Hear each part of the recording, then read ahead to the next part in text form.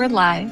Okay, great. Hello, everybody, and welcome to my very first live with my lovely guest, TeriLeigh.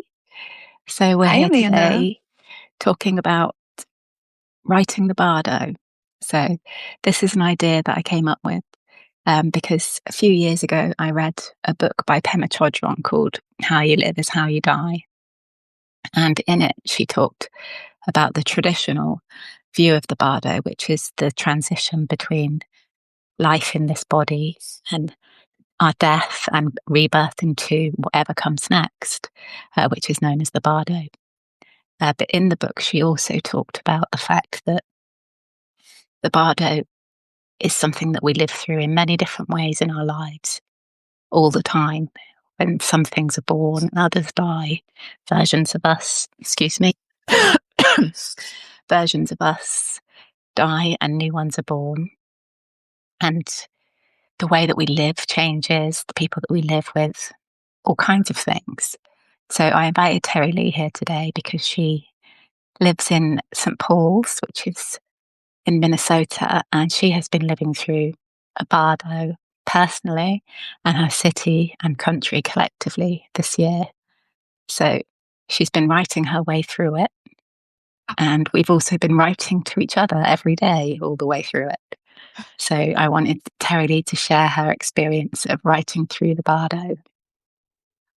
Thank you, Amanda. You know, as you were talking about what is the Bardo and Pema Chodron's book, I thought about my friend Diane, who went through her physical Bardo right before 2020, right before COVID. And I was privileged to be invited into part of her hospice process. And she kept saying, I'm graduating. I'm graduating. She knew, of course, she was going to pass soon. And so I keep reminding myself of that kind of phrasing as I'm going through my own Bardo here. So what happened was, and everyone in the world knows that Minnesota was invaded by ice in December, and it got really, really bad in January. And it's interesting; it kind of flanked the timing of Christmas, which is Jesus' a symbolic process of Jesus's birth. And any Bardo is a transition. It's that liminal space. And so for me, I was running a year-long program that ended in December and was launching in January to start a new program in January. And so I was already in that sort of something's ending and something else is beginning. And then this occupation force descended on my city. I live in St. Paul, Minnesota, and where I live is about a mile and a half from the state capitol. And so in early December, the federal troops came in. I call them troops, but they were thugs. Everyone in the state calls them thugs. And everyone in the city just knew this was not good. Things were happening, and the videos that were showing up on our feeds of all the people and the things that were happening in our cities, it was a war zone. And every day I kept thinking this is getting worse, and it was a painful month-long descent. And much like going through that pain was like going through a death of Minnesota as we know it. And the worst of it really started on the day that Renee Good died, January 7th. And when she died, it was like all of us just went into this either rage or freeze mode. And the rage people went out in the streets and just got angry.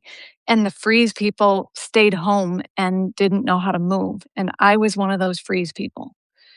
And at the time, I was trying to launch this new creator retreat program for the next year.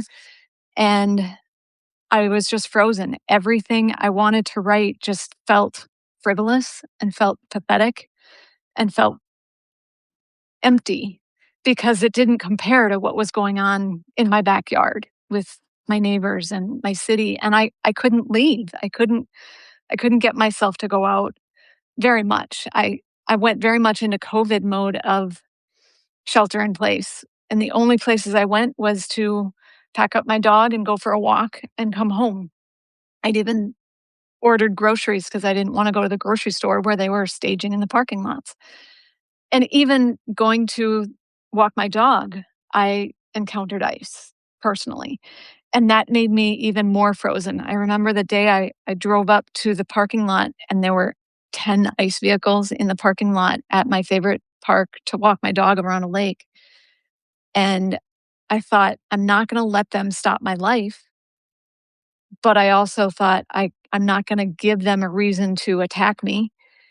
And I truncated my walk. I went shorter. And when they tried to intimidate me and drove by me, I just froze. I couldn't blow a whistle. I couldn't do anything. I just froze.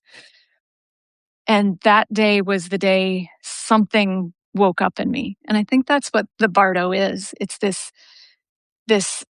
both abrupt and gradual transition that happens at the same time. Like I was already dying. The part of me that understood what was already slowly dying. And that day it was like, I can't let it die without something new being born instantly. And that something new was like, I have to do something. And that's when I reached out to a few of my friends on Substack, and maybe she's here. I don't know. Maya, I can't remember her last name. She's a Buddhist. You know her, Amanda. Um, I reached out to her, and she had a friend who was coming to Minnesota for events, a Buddhist chaplain. And she introduced me to this Buddhist chaplain, and suddenly I felt alive. It was like the pressure of all the things happening that I've been watching and feeling just compressed and compressed. And then the pressure of freezing, it's like when ice freezes things, it cracks. And that cracked open in me. And when I invited this Buddhist chaplain into my home so that he could go participate in protests, that cracking open in me burst something out of me that then I had to do more. And then, of course, the day he was here and the day he was leaving from here, that weekend was when we had the general strike and the biggest protest so far, which was about 75,000 people in 30-degree below zero weather. And the day after that was the day Alex Pretti was killed. And we had a big war zone in our streets. And the day after that, whatever cracked open in me burst out of me, and I gradually started writing about what was happening. And I was frozen before that. But after that, as I started writing, it was January 24th was the day Alex Pretti died. And January 26th was the first day I wrote my good news list. And I wrote the quote, Mr. Rogers, when something bad happens, you look for the helpers. When you go through tragedy, you look for the helpers. So I wrote a list of the helpers. And I've been, every morning almost since then, I've been looking for the helpers, the everyday little things, the micro joys of the good stuff coming out of this, because that's what was being born out of this cracked frozenness inside me. And that's evolved into not just an everyday good news list, but many, many articles about Minnesota culture and the Minnesota people. And now I've started interviewing Minnesota women and what they're doing in the adventures through all of this. And now it's birthed into my Fierce Love project and the book/community I'm building of women, WOMN, the women in the resistance in Minnesota, and how we are all going from that cracked open place of ice into this beautiful flowering of something new. And I don't know what that something new looks like, but right now I'm feeling the chills. Like it's gotta be more beautiful than what we had before. And it has to come out of this ugliness to consume the ugliness into the beauty. And all I can think is this contradictory metaphor of here's the ice, but also the forest fire and what's birthed after the forest fire. And so that's my Bardo. Mhm. I just rambled on for 10 minutes. No, it was really good. And it just, everything that you said made me think about the way Pema Chodron described the Bardo in that book. And she said it's chaotic, and it's filled with feelings of panic and wanting to go back to what you've always known, but knowing that there's no way that you can. And that just describes what you were experiencing then. And so Yeah. your Bardo state was freezing in place for you, which was caused by ice, and then the thawing of your heart from that being frozen in that Bardo state, turning it into fierce love. I mean, that's a wonderful transition. Thank you. I also keep going back to, and I don't know where this phrase comes from, and maybe I heard it somewhere, but the gift lives inside the wound. Hmm. And so we've all been wounded. And now, in the healing of that wound, we have to stitch our tissues up stronger and better than they were before. And that strength of remodeling our bones into a more fierce structure, it is. It's both thawing our hearts into a bigger expression of love, but that love is so much more powerful than what we were before. Yeah. Is it, I can't remember who it was, Leonard Cohen, about the crack is where the light gets in. I think that's Rumi Is it? or something like that. Yeah, I think that's Rumi. Someone The anyway. original. Leonard Cohen Yeah. might have taken it, but I think originally there's a Rumi version. Yeah. Davine has asked in the chat, the Pema Chodron book. No, it's not When Things Fall Apart, but that is a great book. It is. It's called How You Live is How You Die, and it came out a few years ago. And Sandy says, yes, it is Rumi. Yeah. So, yeah, and I think your Bardo transition was quite quick there, a space of 3 weeks. And when I think about the Bardo that I've been in for a really long time with my estrangement from my family, and it took me from removing myself in 2016 until this year to complete my Bardo transition and move fully And even from just that a couple place to a weeks new ago, one. Yeah. like you really came to full closure of that just a couple weeks ago when you finally wrote to your mother. That was beautiful. Yeah. And it just feels very apt that the final stage of that process was writing, because that is how Mhm. I've gone all the way through it, is through writing and processing everything that happened and everything that is happening Yeah. through the word. It's the writing of the everyday lists that keeps me remembering. And that's what's beautiful. It's that remembering of who I really am in my bone marrow.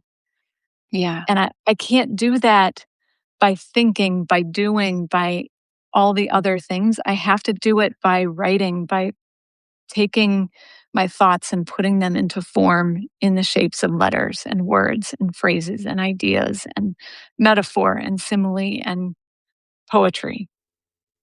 Yeah. And writing from that in between space of knowing that something is ended, but not knowing what's going to come next. And I kind of feel like when you write from there, what comes through you leads you in the direction that you're supposed to be going. It's an overlap too. It's not like the end is over and then you're suddenly in the new. The end is still ending as the birth is starting to birthing. Yeah. And like, I'm still not done with my Bardo because there's still things happening here that are still dying. And even though it's not making international news anymore, but Minnesota's really still struggling. And we're still holding the pains and the griefs of all these things that are wilting away left and right. And yet we're birthing a new essence and a new identity of who we are, and both as a culture of Minnesotans, but also each one of us individually. And I Hmm. see that in you too. Like you've been going through this dying as the estrangement of your family for years. But in that dying of the estrangement, you've also been birthing this identity of who you are separate from them or remembering. as we say, as Remembering. I just Yeah. said, remembering who you are without their influence. Yeah. Yeah. Uncovering, peeling back all the layers that got laid on me Mm. to let the light through. Yeah. And I think, like, you're talking about your own personal bardo and also your cities and your state's bardo. But I think collectively, as a human race, all around the planet, we're going through a huge Mhm. transition time. When we look around, we see that all of the old ways that things have been done seem to just be falling apart, everything crumbling down. And it needs to, because it's so unjust and unequal. But at the same time, it feels really scary because we don't know what's going to come in its place. And at least we know what to expect with all of the stuff that's always been there. Right. And we can't know what to expect coming forth because you never know what's going to grow out of it. No. But it's being open to the possibility. And all I know is it's got to be better than where we're at right now. It's got to just keep getting better. And even if it gets worse, that means it can get better because for every action, there's an equal and opposite reaction. It's just how the universe works. Yeah. And through all the bardos that I've already lived through, as hard as some of them were at the time and as heartbreaking as they felt and scary as they felt, they have always led to better. Mhm. Mhm. And sometimes you go through multiple ones at the same time.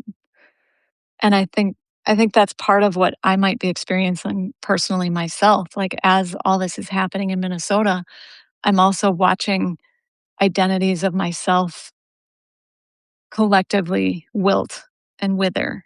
A lot of my friendships have really changed. Mhm. And as I'm letting go of friendships I didn't know I would have to let go of, I'm also growing into new friendships I didn't know could be so beautiful. And I Mhm. mean, just you and I in the last 2 years. Wow. I know. From that one little Zoom meeting. And that even though we live in different continents, we kind of live in each other's pockets via WhatsApp. Yes, we do. Just a daily, how you doing? And Yeah. holding each other in ways I didn't know a total stranger I've never touched can do. And Yeah. It's an yeah, amazing thing, isn't it? yeah. I mean, Everything even I've Substack was sort of a bardo for me because when I joined Substack, I found myself dying off other things like the prior ways I've done blogs and all my other social medias died. And there was an overlap there, but something new grew out of that. And it's amazing what Substack's provided for me. Yeah, same. It's like when I came here, it was because I'd started writing about mindful writing and writing for the joy of it and to heal from it and learn from it and grow from it instead of just writing stories to try and get them published. And my initial audience for my fiction writing business all thought I was mad. So I needed to find a new audience. And so that's why I came to Substack, just because I wanted to carry on writing about this mindful writing approach that I'd been taking. Um, and a whole new business and creative venture was born from just that. I need to write about mindful writing. Somebody listen to me. Well, and your mindful writing has turned into this bigger vision. It blossomed or it germinated, and now it's blossoming into this bigger vision of like writing really is the process of growth and evolving and healing in bigger ways. It's not just Yeah, about being mindful, it's about evolution and healing into something new, just exactly what the bardo is. Like yeah, letting go so that something else can emerge. And that's what we're dealing with right now is there is so much going on in the world that is dying off. And we just have to hold on to that rather than being scared of the unknown, being curious about the unknown and being adventurous about what could be coming out of all this. and at the same time, allowing ourselves to grieve. And Yeah. I don't think our culture allows grief to happen in the way it needs to. So it's being No. forced on us now. Yeah. Well, where I come from, we're all supposed to have a stiff upper lip and not show your emotions, never talk about anything that matters. Maybe that's why we get along so well, because all Minnesotans are like that too. Yeah. We will not say anything unless it's nice, and otherwise we just fight it and hold it in, and we can't do that anymore. We need to Yeah. find better ways to express ourselves. Yeah, we do. And I think that part of the reason why we've lost the ability to talk about our emotions freely and openly is because of this spirit of competitiveness that's been bred into our culture, which Mhm. is all wrong. And it's about connection and community and collaboration, not competition. Yeah, that imposter syndrome was born out of that competition. Yeah. Yeah. I mean, I've worked with so many writers over the years who are writing every day, maybe, or all the time, processing their thoughts and emotions, writing stories. And one of the first things they always say to me when they come on my courses is, I'm not really a writer. Yes, you are. I have just yesterday, I started saying to my husband, I call my husband Hobbit, and probably a half dozen times last night, I said, Hobbit. He goes, yeah, I'm a writer. Like a half dozen times we had that truncated, tiny little conversation. Out of nowhere, I just look at him and say, Hobbit, I'm a writer. And this morning, as we're slowly waking up, he looks at me and he calls me Owly. He said, Owly. He said, yeah, you're a writer. Like, I've been writing since I was 7 years old. I've self published 7 books. And now this Bardo transition has really made me feel it in my bones in a real way. And a lot of that has to do with I'm no longer using the stiff upper lip. My voice is saying things that I didn't know I could say, Mm. telling stories that I didn't know I could tell. And Amanda, you'll love this, and maybe you've heard this story. Maybe I've told you, but it's elaborated. Here in Minnesota, we are Scandinavian. We are stiff upper lip. We are quiet people who keep our thoughts to ourselves so that we can keep the peace. And so when this all started to happen, we couldn't keep our thoughts to ourselves anymore because it was in our backyard and we needed to protect each other. And what emerged was something none of us expected. And that is that a local sex store became one of the biggest voices for mutual aid. The Smitten Kitten, which is a downtown, small, little local adult toy store, got very, very loud because they're not afraid to speak like the rest of us Minnesotans. So they spoke for us. And they got very loud on Instagram and Facebook and all the social medias about what was happening. And people started following them and liking their audacity because they were saying things that we couldn't say before. And just yesterday, this came out in the news yesterday, started by Smitten Kitten, there's now things happening in the Twin Cities called dildo dance parties as protests. And they have collected thousands and thousands of donated dildos to bring to protests to say to all these people that these dictators should not be dictators. And it's hilarious. And it's this form of expression that Minnesotans never would have done because it's not proper. We need to be buttoned up. And just yesterday, it was reported that a dildo dance party happened at one of the detention facilities in LA. And there were several people arrested because it's just a little too audacious, I guess. But but those people arrested are saying, "We don't care if we're arrested. We need to make this uncomfortable for people so that it's it's really brought out." And I think that's part of the Bardo is that we are unleashing our expression in new ways Yeah. And being and able to speaking find and writing. joyous ways to Yeah. protest and say that this is not all right. And And whereas in the Minnesotans would past, it's all never. been about violence mainly. Yeah. And we would never call ourselves rebels. We're the good kids. We follow the rules. We still are following the rules. But the rebel loon came out, and we are rebels now. And that expression that came from the writing, that not just writing, but it came from the creativity that emerges when the bardo is what cracks us open through all those emotions and those quote unquote negative emotions of grief and pain and violence and rage. They birth this creativity when we allow it. And the true whoosh of creativity comes out of those really intense feelings. Yeah. And it's like it kind of blasts the door open to the next stage Yeah. and And starts that's where we're leading going. you. Yeah. Even though we don't know where it leads, we just keep following. Yes. And yeah, and that is the definition of the bardo. We don't know. We just know that we're transforming from one stage to the next, from one state of consciousness to the next, from one physical location to the next, one way of being. Evolving into something different that we can't imagine, Yeah, something better. that unfolds one petal at a time into something more full and true. Yeah. So let's talk about your program.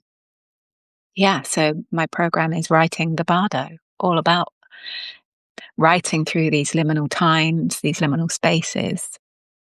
And I have just qualified as a yoga nidra teacher. So if you don't know what yoga nidra teacher is, yoga nidra is, everyone, it's a very deep meditation that takes you into a hugely liminal space. I always feel like I don't have a body when I do it. And I will be using yoga nidra meditation at the start of each writing session to get us deep into that liminal space. And then we will be writing from what emerges from that. And it's starting in June, and I'm really excited about it. I have my two first members already, Mm. and we'll be meeting every couple of weeks on Zoom to do the meditation and the writing together. And in between, I'll be providing mindful writing, discussion content, and prompts. And there's a community space where we can all hang out together too. I want to go back to the yoga nidra piece. I mean, that's just the beginning of so many other beautiful features you're offering in this Writing the Bardo community. And the yoga nidra is so profound. I often teach it or describe it as lazy yoga, which is also the most profound yoga because it functions on such a subliminal space in your consciousness. It Mm-hmm. it's almost like recoding and upgrading your operating system in your brain and your nervous system. And so going back to this, my whole Bardo process in the last 3 or 4 months, I have been using Yoga Nidra daily to help me get through all the stuff that we're going through. The Yoga Nidra is like a total reset of my operating system. It's like shutting down my computer of my brain, rewiring it, and turning it back on with a whole new level. And I've been doing that every single day. And the other piece about Yoga Nidra is 20 minutes of Yoga Nidra is equivalent to 2 hours of sleep. So if you're not sleeping well, like a lot of this trauma and pain and anguish that brings sleeplessness, Yoga Nidra is an antidote for that. And so I hadn't been sleeping well through most of the initial surge. And so I just did Yoga Nidra every day. And it made it so I wasn't tired, and it made it so that I could reset myself. So, right there, just the Yoga Nidra is one of the most phenomenal features you're offering. And then Mm-hmm. I add on top of that prompts and ways to write mindfully and to process all of this liminal space and the community aspect and ways to work together. And I, I think I'd like to elaborate too, but I'll pass the baton to you to talk about the power of community in writing and being a writer in community. I think that's a big conversation we need to have. Yeah, I don't know if we have time today. It's such a big topic. Maybe we need Yes. to do another live about that, but give a Yeah. little hint for next live. Yeah, so there's this like vision of the writer as the lone wolf sitting at home writing all angsty and poverty stricken, often quite angry and bitter at the world. And it's just not like that. We're not really like that. And all of you that are here today are, I'm sure, writers too. So you know it's not like that. But there is times that we have to do it on our own, obviously, when we have to sit and get the words on the page. But I started my first writing community 6 years ago, just before the first lockdown, not knowing that the lockdown was coming. And I had like a little community of writers that was around the business that I was running at the time. And um, I just created this community space for us to be online together, away from social media, where we could share um, ideas about writing together. And there was about 25 of us. And then the first lockdown happened. And within about 2 weeks, I had nearly 200 members in this community. And I just was like, oh, I better start providing things for them. And I was no longer able to go out in the world and teach because I used to teach only live before the lockdowns at writing festivals and on writing retreats. And so that's when I started um, running all the Zoom workshops. And there was something so magical about writing together in this online space that I'd never imagined that it could provide. I always thought it would feel really disconnected, but it enabled people from all around the world to come instead of just people that were in the UK. And it brought new perspectives from new ways of seeing things, which then, when everyone shared how things were for them in their world, it influences everyone and how they see our world. And all of that filters through to our writing to make us more open and compassionate and inclusive of everybody. And you've got someone there to cheer you on when you feel like you can't write anymore.